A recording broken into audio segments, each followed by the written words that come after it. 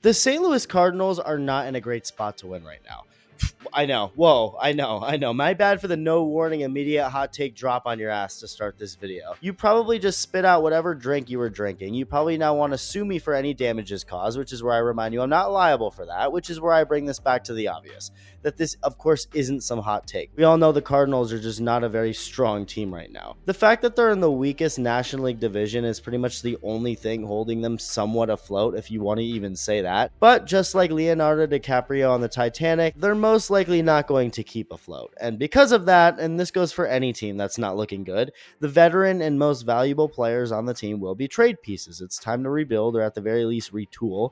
And a guy like Nolan Arenado, ideally, would be a mutually beneficial player to trade. Someone who's a potential first ballot Hall of Famer, a likely first ballot Hall of Famer, if we're being for real. Someone who's also not getting any younger. And I don't think he necessarily feels the need to want to, play on a lackluster team for the next several years. So the overall way to solve this is simple. The Cardinals get assets for Arenado while he gets to play for a team ready to win now. Yay, everyone's happy, and the concept remains simple. The issue is it just hasn't been easy to execute, and it remains that way, too. So much so that we're at a point where it's just an unideal, even awkward situation.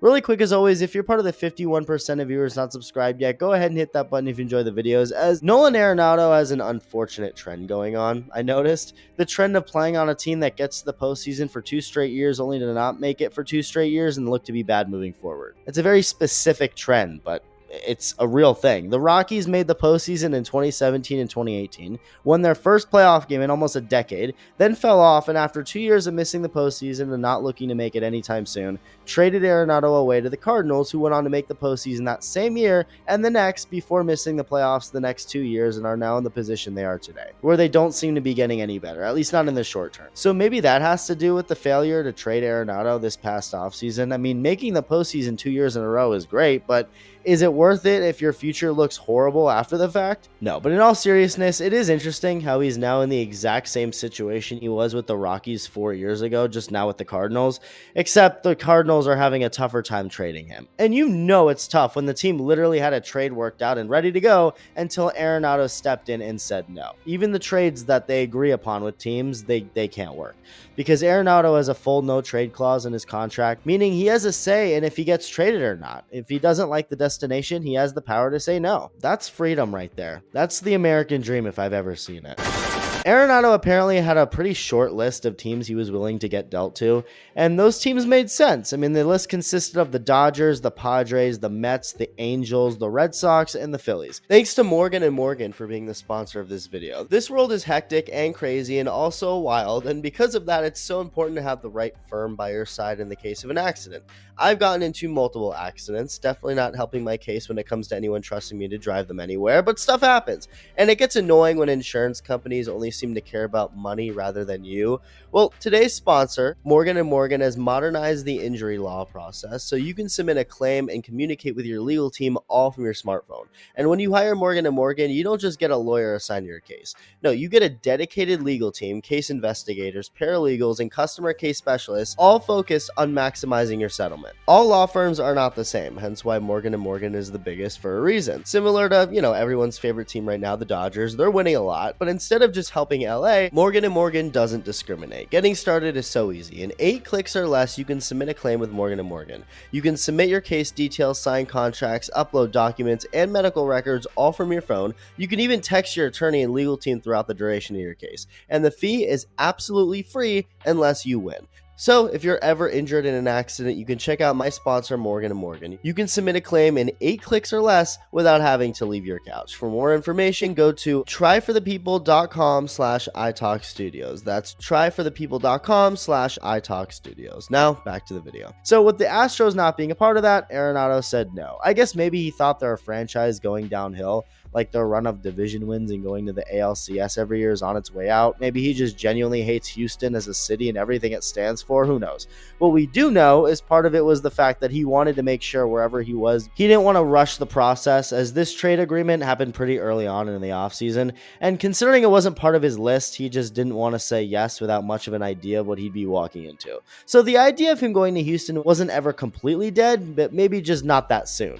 But months later, nothing's happened, so maybe he just really didn't care to play for Houston. There were also some moments during the offseason of messaging by Arenado, like leaving clues as to where he'd prefer to go, or even just blatantly being like, yeah, I'd be down to play there. He made a post back on December 1st with Kendrick Lamar's new song Dodger Blue playing. He responded to a Red Sox fan saying Rafael Devers, their current third baseman, can move over for him by... I got a video coming on that, by saying I'm down, and a couple weeks after that posted a random Manny Ramirez home run on his story that pissed me off because he didn't even crop or edit it to get rid of the rewind thing. I mean, look at this. What a mess. But people took this as him wanting to play for the Red Sox, even though Manny is on Cleveland in this clip in some random Indians-Twins game. I don't know what that was about, but either way, it's obvious Nolan was wanting to get traded, preferably to Boston. I'm sure he'd love the Dodgers, but that's not as realistic with how that team is built. So as we got closer and closer to players reporting to spring training, I think it got to the point where Nolan Arenado getting traded to the Red Sox seemed like the most likely possibility. Alex Bregman was the last big fish on the free agent market, continuing to drag his feet, as a lot of Scott Boras clients tend to. And Bregman to Boston just didn't seem likely. It never seemed likely because Bregman wanted a 6 or 7 year contract. The Red Sox were only willing to go 3, not even 4 years, really. So what better alternative than to trade for Nolan Arenado? He has 3 years left on his contract. He's not making a crazy amount of money per year. It works perfectly. There started to be reports about this being in the works. It all felt very real until the unexpected dropped, and Bregman signs with Boston for what they wanted to sign him for. 3 years. And it's a steal for the Red Sox. And for all those people calling me stupid, accusing me of coping and saying it's an overpay, well, it's not a long-term deal, so the high annual salary of $40 million doesn't hurt nearly as much. I mean, people were acting as if the team gave Bregman a 9-year contract. Giving someone $40 million a year for 3 years with opt-outs is astronomically different than giving someone $40 million a year for 9 years. I just don't understand how many people thought that was like an insane take, but I get it. You still want to call me stupid and say Bregman's overpaid. But then you factor in that the Red Sox are deferring $20 million of the yearly salary, meaning his annual salary is actually $20 million, not $40. And now I'm really curious as to what angle there is now where I'm in the wrong. Ugh, it's exhausting being right. And because of the Red Sox signing Alex Bregman in such a steal of a contract, that of course affects Nolan Arenado. Now, immediately after the trade, for some reason, I saw some Red Sox fans saying, why not get Arenado, which is wild to me, especially after this new Devers situation. But I mean, there was a solid argument to make that they didn't need Bregman. Their infield was already so crowded. Now add Bregman, then add Arenado. I get it. Yes, they'd trade away some of those infielders or move an outfielder and move one of those infielders to the outfield or something. But Arenado to the Red Sox at this point is obviously not probably going to happen. But the Red Sox seemed almost inevitable as a destination until Bregman, so they're off the list, leaving Arenado still a Cardinal. And with spring training officially underway, we're at that point where the awkwardness is unavoidable. Nolan Arenado has shown up to spring training. After all the rumors, all the talks, all the noise, he's still a Cardinal. And President of Baseball Operations, John Mozeliak, said things feel different this spring because of the situation and really the current state of everything. I mean, for the last several years, the Cardinals have gone into spring training with the expectation they were going to be a good team. I honestly don't know the last time that hasn't been the case. They went from that for years to now low expectations, with the biggest talks regarding the team being their failure to trade their biggest name player. So this is an obvious change in tone in camp. And Mozeliak brought up the difficulty in trading Arenado because of the fact his list of desired destinations is short, the fact that it just didn't move as quick as they had hoped, admitting there probably will be some awkwardness with Arenado, which, yeah, his future with the team is very uncertain, and it's a current situation the Cardinals didn't expect to be in. Mozeliak even said when they started discussing the possibility of trading Arenado that they thought all along that they could probably do something during the offseason. They just assumed it wouldn't be that hard. Well, look what's happened. It didn't happen. Now, Mozeliak isn't actually going to be in this position much further. He's retiring after the season after 18 years of working in the Cardinals front office, which is why they hired ex-Red Sox president of baseball operations, Chaim Bloom, a year ago. He's next to take over after Mozeliak leaves. And the way Bloom operates is very on par with the direction this organization needs to go. When in Boston, Bloom built what is now currently looked at by many as the best farm system in baseball. Now, do you win championships based on farm system rankings? No, but building a good farm system in future is always important to set your franchise up to win now and to sustain that success. And since the Cardinals aren't built that way right now, to win right now, or really in the future, Bloom seems like the perfect guy to rebuild this thing from the ground up. And it's important to start playing the young guys they already have, and all the more reason it makes sense for Arenado to not be here. So for the Cardinals, continuing to have Nolan Arenado isn't necessarily an awful thing. Obviously, he's a good player, potential first ballot Hall of Famer, like I said earlier. It's just not the most optimal thing. There's no chance Arenado plays out the rest of his contract as a Cardinal, though. There's just no way, even if he somehow remains one through 2025. But there's also still a chance he gets traded now. A pretty decent chance, actually. The effort to make it happen isn't gone. It's just more difficult. Again, there's only so many teams he's down to go to begin with. Now factor in that those teams have dwindled, like the Red Sox after getting Bregman. And the small list doesn't seem likely to change, with Arenado himself saying so at spring training.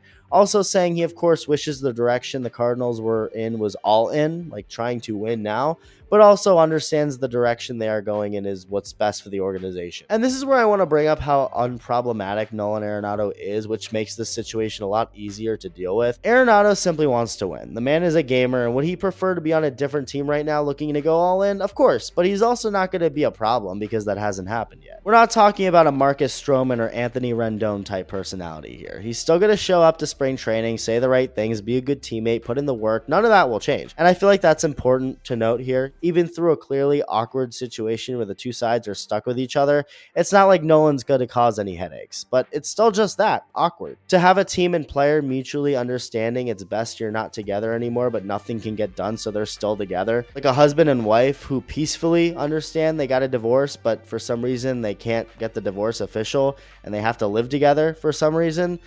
That can't ever be ideal, that uncertainty. Because if Arenado remains a Cardinal, that of course changes the way the team is. It affects the playing time of others, stuff like that. So right now, it's just a wait-and-see game with what'll happen with the big, massive, Titanic-sized elephant in the room. Arenado's a professional. He'll be fine for now, even though it's a weird scenario that he nor the team expected to be in by this point. But they are. It is what it is, and the Cardinals will simply have to operate with Arenado as part of their team and plans for now until they strike a deal to make him not. Let me know your thoughts, and thank you for watching.